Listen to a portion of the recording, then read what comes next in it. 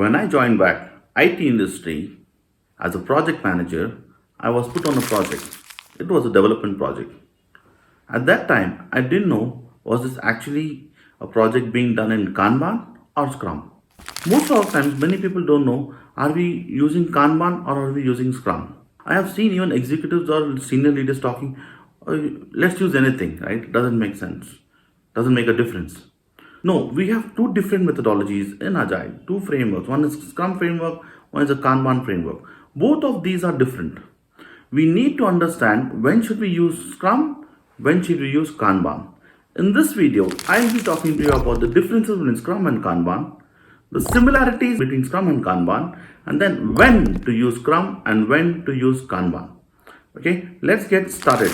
We will go slowly step by step and understand these things. In Scrum, we have Scrum boards. Similarly, in Kanban, we have Kanban boards. Now, like what? Both of them are similar, right? That's what we are saying. Both are similar.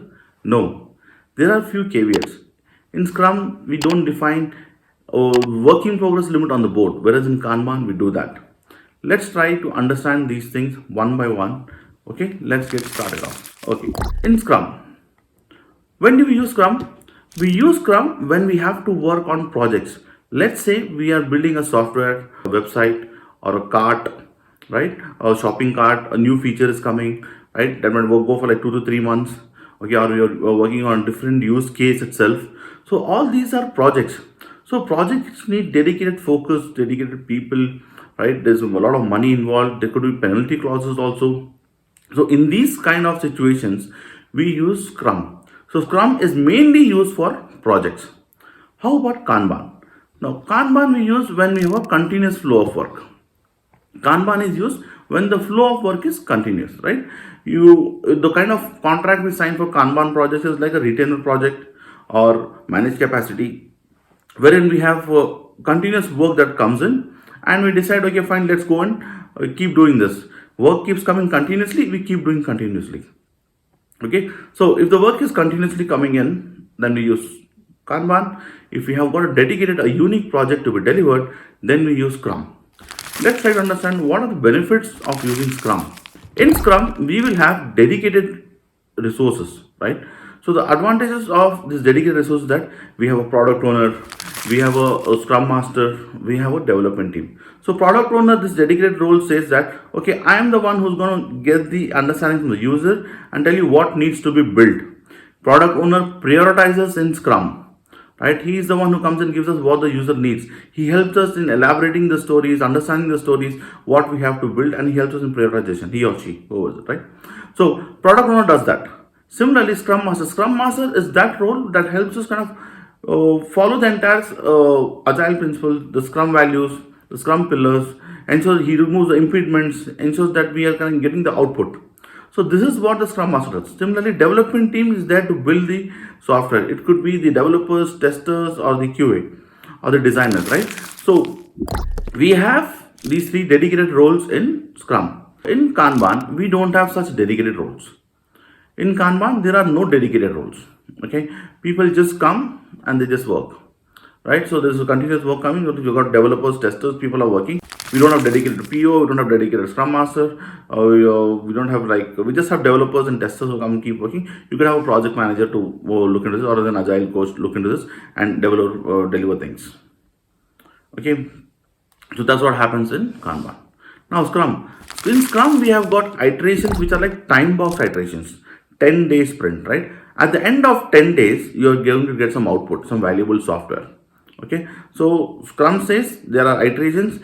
Let's say the project is going for like 1 year. So you'll have 10 days iterations, right? So for every 2 weeks. So you'll have like 26 sprints in a year, right? If you're taking like 2 week sprint. Okay, so that the iteration doesn't change. The 10 never becomes 9 days. The 10 never becomes 11 days. It is always 10 days. That is this time box sprints in Scrum, right? So similarly in Kanban, we don't have a time box sprint. It is continuous work. We could deliver things after 3 days also, 5 days also, 10 days also, right? Based on the size of the work. So Kanban talks about continuity. How soon can I deliver? So the speed of delivering software is faster in Kanban than in Scrum. Sprint planning. So in Scrum, we do a lot of sprint planning. Okay. In Scrum, we do a lot of sprint planning. Similarly, in Kanban, the planning is less, right? For a 10-day sprint in Scrum, we will take at least 4 hours to plan the sprint, break down the user stories, decompose the stories, make it into smaller stories, put the task, estimate the stories, and see who's going to do what, right? So we do so much of planning in sprint just to meet the sprint goal because it's going towards the project goal, right? But in Kanban, we don't have any such kind of planning. We see what's in backlog. If somebody is free and available, we do it. Okay, so that's how it is done. In Scrum, there is no scope creep. In Scrum, we will not accept anything extra in the sprint. Once the sprint is locked, that's the work you're going to do. If new work comes into the sprint, then we'll have to kind of move out some already completed work and get equal amount of work. Instead of something which is for 2 days, something which is supposed to deliver for 2 days will be moved out. So there is no room for scope creep in Scrum, in sprints. Okay. You might say, Arham, we are talking about Agile, right? So why aren't we accepting change in the last minute? Yes, we are accepting change, but we cannot bend time and space because of Agile, right? So something has to go out. Okay, so you prioritize. You tell them prioritize. What should I do? I'll do this, but this has to go out. Only then we get the results. We have Agile believe in sustainable way of working. We can't have like too much of work crammed into a sprint to be done. The quality goes for a toss, right? Then you'll not have a proper working software. Okay, in Scrum there is no scope creep at all. That's a big difference. And then in Kanban it is pretty flexible. Okay, we are taking change. So let's say after 3-4 days comes by, guys, we want this to be done. Okay, fine, we'll do it. We have a contract that's going to work for a year. You tell us what needs to be done, we'll do it. You come and prioritize things, right? So we'll do it and we'll send you the bill. That's it. Okay, so Kanban is more flexible if you compare to Scrum. So output of in a Scrum is released once a sprint. Scrum, the output has been released once a sprint, whereas in Kanban, the output gets released quite often. Okay, the Kanban, we can also give you the output of 3 days. Once the development testing is done in 3 days, we can give to UAT, then move to production immediately. We don't have to wait for like the 10-day sprint also, right? So that's the beauty of Kanban. You can put things faster outside, right? You can do multiple releases in 10-day sprint also in Kanban. Then Scrum uses Scrum boards. Scrum boards don't have work in progress limits, whereas Kanban has got work in progress limits. So what is work in progress limits? Just try to understand this. I've also recorded a video on this. So what is work in progress limits? It will be somewhere over here. You can go click on the link and find out. So on Kanban, the work in progress limit plays a very, very vital and important role. The work in progress limit says that if you have got 3 people, so the work that comes into for these 3 developers to be done will not be more than 3 things at one point of time. Everybody works on just one thing. We are not going to have one person doing 2 things. There is no multitasking over here. Okay. So Kanban says that we limit the work in progress, and based on this limit is what we're going to give you the output. Okay. The work in progress limit helps us in increasing the productivity. The productivity increases because people are focused on one thing. There is no switching of tasks. There is no loss of context switching. There is no time loss in context switching. So work in progress limit helps in that, right? If you have, what happens if you have like 4 or 5 things in work in progress at a given point of time, just 2 developers, you are not sure like what is completed. Everybody is working in parallel. Then no output is delivered, and nobody is going to get value immediately. You're not sure about where are the things stuck. The bottlenecks are not come up yet, right? There could be risk of reworks if many things in work in progress. Okay, so work in progress limit is the beauty of Kanban that restricts extra work to be taken, right? So we just focus on what needs to be done, we deliver, and that helps us increase the productivity. Next, we have velocity, right? So the KPIs which you have in Scrum is the velocity. We are going to measure like how many story points are we going to deliver in Scrum.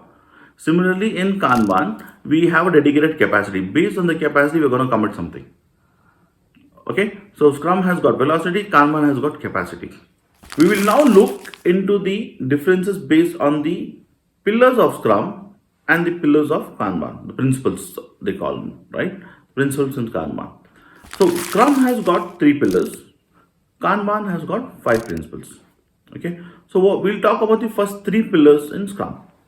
The first pillar is inspection. So Scrum says that we have to do inspection, right? So we inspect and we adapt.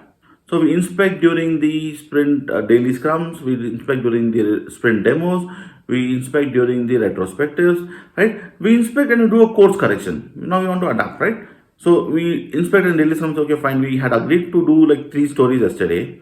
right? For the three developers who are working, we were just able to complete two, and one was still open. So we asked like, what's happening? Why is this one still open? Where is the roadblock? What do you want me to go and remove this? Or Scrum Master going to ask. Are there any impediments? Do you need some clarification? Where are we stuck? Do you need some help? Right? So this inspection happens every day in Scrum. Right? So that's the first pillar of Scrum. So you inspect and you do course correction and then you adapt. Right? Now adaptation is like when the sprint demo happens, we get the feedback from customers. Right? Now we are trying to find a new way to ensure that the feedback is worked upon. Right? So it could be in the next sprint, there could be some defects raised, we'll close all of those in the next sprint. Right? So we're trying to adapt. So this happens very frequently. Every 10 days, if it's a 2-week sprint, this is happening, right? So adaptation. Then after that, you have got transparency. The one of the biggest pillar of Scrum is transparency. Everything is open. Everybody knows who's working on what. The sprint goal is transparent. Everything was put on sprint on the Jira board. We know the developer. We know the estimates. We know when is it starting. We know when is it ending. We know what is the story detail. We know what is the acceptance criteria. We know what is the definition of done. We know the test cases. Everything is in front of everybody. So there's no hiding over here, right? So everybody's stuck. We get to know where are the delays happening. So this is the beauty of Scrum, right? You inspect, you adapt, and there's transparency. These are the 3 pillars of Scrum. Okay. Now let's talk about the 5 pillars of Kanban, right? So the first pillar of Kanban is visual. So Kanban says everything is visual, right? We have a visual board wherein we can see right in front of the team what's happening, what was in to do yesterday, what is in progress today, and what is getting done. So in progress could be like development, developing progress, QA in progress, then UAT in progress, right? It could be anything. And then it's like once the valuable software is available to the customer. So they want to keep it visual. So Kanban boards help because things are in front of us. It's a one way of transparency, right? Everybody sees, okay, in front of everybody knows who's working, who's idle, when is the column free, and when we can put more tasks or more work to be done. We know who's idle, who can be start worked upon immediately. So Kanban principle is that visual flow. The first one is visual flow. The second one is Kanban says we manage the flow. We optimize it based on the amount of work we have. We decide like, do we need 2 people, 3 people? Okay, in development we need 2 developers. In testing we just need 1 tester, right? We optimize it. So we're managing the flow to get more output frequently. Let's say we've got a lot of tasks, so a lot of work with us. Then we go and request the project management, give us 1 more developer. We need to close all of this immediately and give it to the customer, right? Then Kanban also, the third principle is it says limit WIP, limit work in progress. Kanban says you limit the work in progress so that your productivity increases.